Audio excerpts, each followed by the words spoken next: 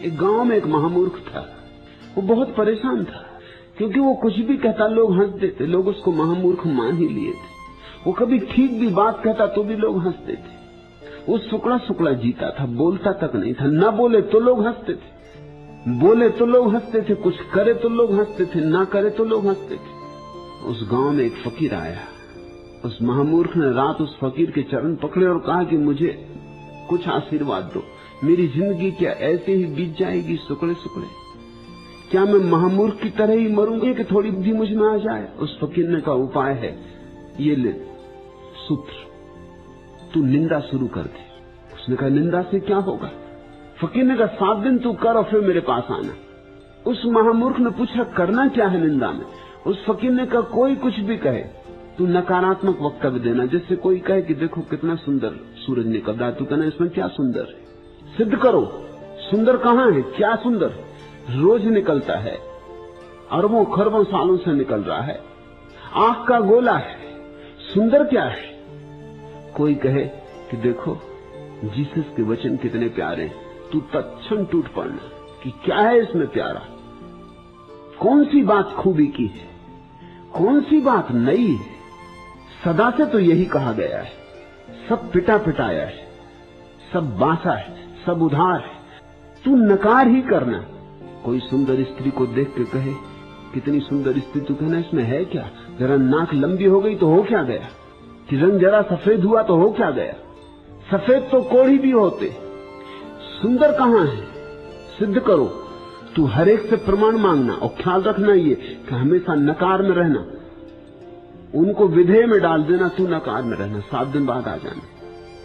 7 दिन बाद तो जब आया महामूर्ख तो अकेला नहीं आया, उसके कई शिष्य हो गए थे। वो आगे आगे आ रहा था, फूल मालाएं उसके गले में डली थी, बैंड बाजी बज रहे थे। उसने फकीर से कहा कि तरकीब काम कर गई, गांव में एकदम सन्नाटा खिंच गया है, जहां निकल जाता हूं लोग से नीचा कर लेते। लोगों में खबर पहुंच गई है कि मैं महामेधावी, मेरे सामने कोई जीत नहीं सकता। अब आगे क्या करना है? अब आगे तू कुछ करना ही मत, बस तू इसी पे रुके रहना। अगर तेरे को मेधा बचानी, कभी विदेह में मत पड़ना।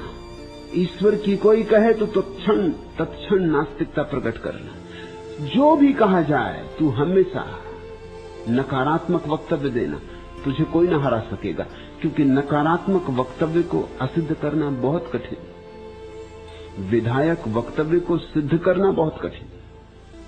ईश्वर को स्वीकार करने के लिए बड़ी बुद्धिमत्ता चाहिए, बड़ी सूक्ष्म संवेदना चाहिए, हृदय का अत्यंत जागरूक रूप चाहिए, चैतन्य की निखरी हुई दशा चाहिए, भीतर थोड़ी रोशनी चाहिए। लेकिन ईश्वर को इंकार करने के लिए कुछ भी नहीं चाहिए, कोई अनिवार्यता नहीं है ईश्वर को इंकार करने के लिए। इसलिए लोग दुनिया में निंदा करते। निंदा का मनोविज्ञान सस्ता मनोविज्ञान, सुगम उपाय, इससे तुम्हारी प्रतिभा सिद्ध होगी और इसमें कुछ खर्च पड़ता ही नहीं। हल्दी लगे न फिटकरी, रंग चोखा हो जाए, इसमें कुछ खर्च होते ही नहीं। इसे सीखने कहीं जाने की जरूरत नहीं, इसके लिए कोई सत्संग करना आवश्यक नहीं। इसलिए हर आदमी निंदा में कुशल है। तुम चारों तरफ लोगों को पाओगे निंदा रस लेते। पता नहीं जिन्होंने रसों की गणना की उन्होंने निंदा रस क्यों छोड़ दिया, क्योंकि और सब रस तो कोई कभी कभार लेता, निंदा रस तो लोग रोज लेते हैं, सुबह से सांझ तक। तुम अखबार पढ़ते हो इसलिए कि कुछ निंदा रस मिल जाए। जरा किसी की निंदा हो रही हो तुम एकदम चौकन्ने होकर सुनने लगते। तुम कैसे ध्यानस्थ हो जाते हो। अगर कोई आके बताए कि पड़ोसी की स्त्री किसके साथ भाग गई, तुम भूल जाते हो सब संसार की बात।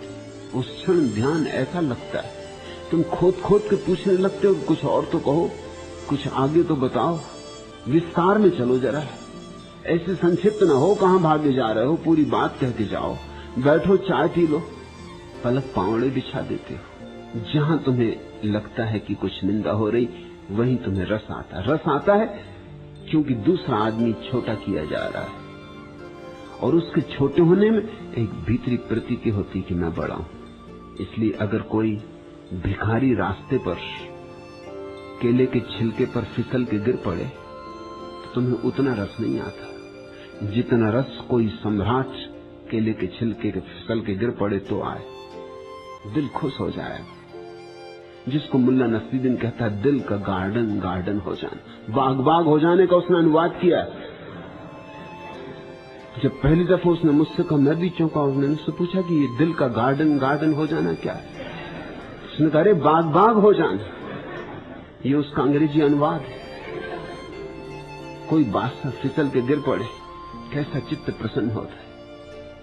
इसलिए जब तुम्हें खबर मिल जाती कि कोई प्रधानमंत्री, कोई राष्ट्रपति किसी गलत काम को करते हुए पकड़ लिया गया है, तो कैसा निंदा का रस फैलता है। क्या प्रयोजन है, किसको लेना देना होना चाहिए? कोई प्रधानमंत्री अगर किसी स्त्री के प्रेम में पड़ गया, बस जैसे कि कोई बड़ी अनूठी बात हो गई, कितना रस फैलता है, कितने लोग उत्सुक हो जाते। ये सिर्फ एक बात बताई जा रही है, इसके भीतर सिर्फ एक बात की सूचना हो रही कि तुम प्रतीक्षा ही कर रहे थे कि जरा फंसो, कि जरा कहीं गिरो, कि जरा पैर फिसले तुम्हारा किसी केले के छिलके पर, तुम चारों खाने चित्त हो जाओ। ये दिल में तुम्हारे आकांक्षा ही थी। इसलिए जो व्यक्ति भी 4-5 साल सत्ता में रह जाता, जनता उसी को सत्ता से उतारने को उत्सुक हो जाती, आतुर हो जाती। बहुत हो गया, ये गिरना ही चाहिए आदमी। छोटी छोटी बातें फिर खूब बड़ी बड़ी करके फैलाई जाती और लोग उनको स्वीकार करने को राजी होते। तुमने मजा देखा, अगर तुम किसी की प्रशंसा करो कोई सुनने को राजी नहीं, न कोई स्वीकार करने को राजी। अगर तुम कहो कि फला व्यक्ति देखो कैसा महात्मा हो गया, वो कहेगा अरे सब देख लिए महात्मा। कहीं कोई महात्मा ना होता है ना हुआ है, सब धोखाधड़ी, कुछ चालबाजी होगी, जरा रुको थोड़ा ठहरो, जब पकड़ा जाएगा तब पता चलेगा। हमने कई को गिरते देख लिया है। लेकिन अगर कोई तुमसे कहे कि फला आदमी चोरी कर रहा है, फला आदमी बेईमान है, फला आदमी ने रुश्वत खाई, तो तुम कभी इंकार नहीं करते कि नहीं नहीं ऐसा कैसे हो सकता है। तुम तो तत्क्षण स्वीकार कर लेते हो, जैसे तुम पहले से माने ही बैठे थे। हमने ये मान ही रखा है कि हमारे अतिरिक्त और सब लोग बुरे हैं। किन्हीं का पता चल गया है, किन्हीं का पता नहीं चला, कभी चल जाएगा, मगर हमारे सिवाय सारे लोग बुरे हैं। ये तो हमारी स्वीकृत मान्यता है। इस स्वीकृत मान्यता को जो भी सहारा दे देता है, हम तत्क्षण अंगीकार कर लेते। हालत हमारी ऐसी, अगर कोई तुमसे कहे कि फला आदमी देखो कितनी प्यारी बांसुरी बजा रहा है, तुम कहोगे वो क्या खाक बांसुरी बजाएगा, चोर, लंपट, लुच्चा। जैसे कि लुच्चा, लंपट और चोर होने से बांसुरी बजाने में कोई बाधा पड़ती है। लेकिन तुमने तत्क्षण निंदा कर दी, वो क्या खाक बांसुरी बजाएगा, उसकी बांसुरी में क्या रखा है। हम उसे भली बात जानते, हम उसके बाप दादों को भी जानते, वो क्या बांसुरी बजाए। लेकिन इससे उल्टी बात तुम्हें कभी सुनने में ना आएगी कि कोई कहे कि देखो वो आदमी चोर है, बेईमान है, लंपट, और तुम कहो कि नहीं ये कैसे हो सकता है क्योंकि वो इतनी प्यारी बांसुरी बजाता। नहीं नहीं, ये नहीं हो सकता, इतनी प्यारी बांसुरी बजाने वाला आदमी चोर होगा, लंपट होगा, ये कैसे हो सकता। ऐसा तुम कभी ना कहोगे। ये तुम्हारे अहंकार के विपरीत है। जो तुम्हारे अहंकार को भरता है वह है निंदा। इसलिए प्रशंसा तो लोग बड़े बेमन से करते हैं, बड़े बेमन से, मजबूरी में करते। कुछ लेना हो प्रशंसा करके तो करते, इसलिए ऊपर ऊपर प्रशंसा कर देते हैं, पीछे बदला लेते। अदालत में मुकदमा था, एक नेताजी ने अदालत में एक आदमी पर मानहानि का मुकदमा चलाया था, क्योंकि होटल में जहां की 50-60 लोग मौजूद थे, उस आदमी ने नेताजी को उल्लू का पट्टा कह दिया। स्वभावतः नेताजी क्रुद्ध हो गए, उल्लू का पट्टा, इसको मजा चखा के रहेंगे। मुल्ला नसरुद्दीन नेताजी के बगल में ही खड़ा था जब उल्लू का पट्टा उन्हें कहा गया, तो उन्होंने उससे कहा कि मुल्ला गवाही देनी होगी। तुम्हारे सामने कहा, तो उसने कहा बिल्कुल गवाही दूंगा, प्रत्यक्ष गवाह मैं हूं, मेरे सामने गाली दी गई है, मैं तुम्हारे बगल में खड़ा था। अदालत में गवाहियां हुई। मुल्ला नसरुद्दीन से पूछा मजिस्ट्रेट ने कि वहां 50 लोग थे और जिस आदमी पर दोष लगाया गया गाली देने का, वो आदमी कहता है कि मैंने किसी का नाम लेके नहीं कहा, मैंने उल्लू का पट्टा शब्द उपयोग किया था, मगर वहां 50-60 लोग थे। नेताजी को मैंने लक्ष्य करके ये नहीं कहा है। तुम्हारे पास क्या सबूत है नसरुद्दीन के? नेताजी को ही लक्ष्य करके। नसरुद्दीन ने कहा मैं मानता हूं वहां 50-60 लोग थे, लेकिन उल्लू का पट्टा वहां सिवाय नेताजी के और कोई था ही नहीं। अब क्या करोगे? अपना गवाह भी ये कह रहा है। तुम चाहते हो जो सत्ता में है, शक्ति में, पद में है, प्रतिष्ठा में, जिनके पास धन है, वो चारों खानों गिरे। इससे तुम्हारे दिल को बड़ी राहत होगी। दुनिया में जब कभी किसी का पतन होता है, लोगों के चित्त को बड़ी राहत मिलती, बड़ा हल्कापन आ जाता है। लोग प्रतीक्षा करते हैं इसकी कि किसी का चरित्र भ्रष्ट हो जाए। इस पर बहुत दारमदार है उनकी। चरित्र तो बनाना मुश्किल है, अपने जीवन को तो गरिमा देना मुश्किल है, महिमा देना मुश्किल है, मगर किसी की महिमा छिन जाए तो उसको बढ़ा चढ़ा के चर्चा करना तो आसान है। जितनी उसकी तुम चर्चा करते हो बुराई की, उतने ही तुम भीतर अच्छे होते जाते हो। यह निंदा का मनोविज्ञान है, यह अहंकार की छाया है और अहंकार का पोषण भी।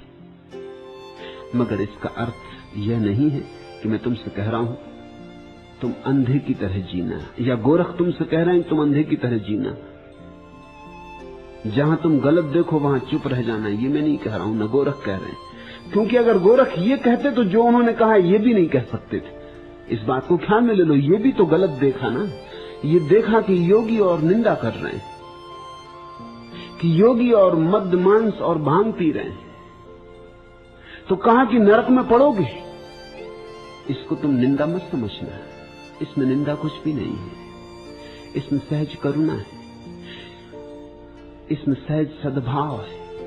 उन्हें नीचे दिखाने का प्रयोजन नहीं है, सच में तो उन्हें ऊपर उठाने की आकांक्षा है, उन्हें जगाने की आकांक्षा है।